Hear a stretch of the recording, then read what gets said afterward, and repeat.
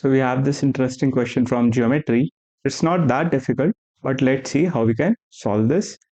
In this, we are given area of rectangle ABCD is equals to area of right triangle DCE, and we need to find DE, length of DE, correct?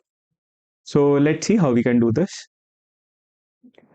First of all, this is a rectangle ABCD. If this is a rectangle, this will be 6 and this will be 5, correct? Now it is given that the area of rectangle ABCD and area of right triangle BCE is same. So area of rectangle ABCD will be 6 times 5, length times width. Area of right triangle DCE, half times base I am taking CE times height. Height will be 5.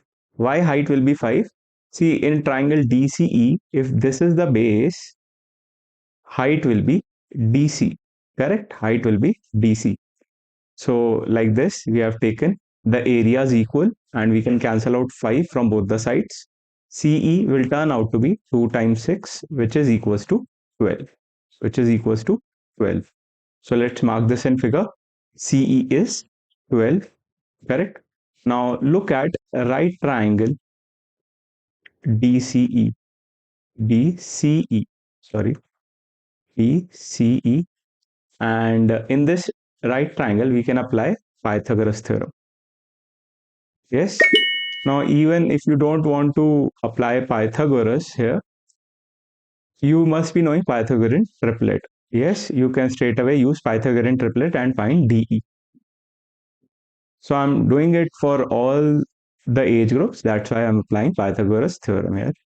So DC square plus CE square is equals to DE square. DC is 5 square. CE is 12 square is equals to DE square. This will give us 169 is equals to DE square. Correct? So that means DE will turn out to be 13. DE will turn out to be 13. This will be our final answer.